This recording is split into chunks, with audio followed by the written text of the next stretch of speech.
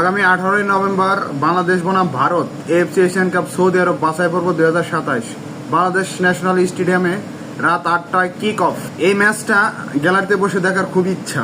Ticket পাবো কিনা খুব দ্বিধাদ্বন্দ্বে আছি। টিকিট তো গত লাস্ট হোম ম্যাচে টিকিট পাই নাই। সো এই ম্যাচটার আগে বাংলাদেশে একটি ফ্রেন্ডলি ম্যাচ খেলবে নেপালের সাথে আগামী 13 তারিখ রাত 8টায়।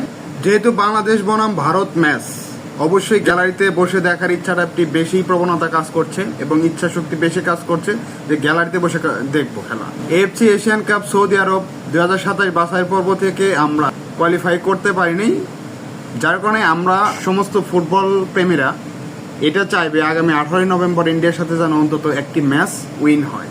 এই ম্যাচটা যেন অন্তত উইন হয়, আমরা চাই, খুব ইচ্ছা যে এই ম্যাচটা যেন আমরা উইন হইতে পারি।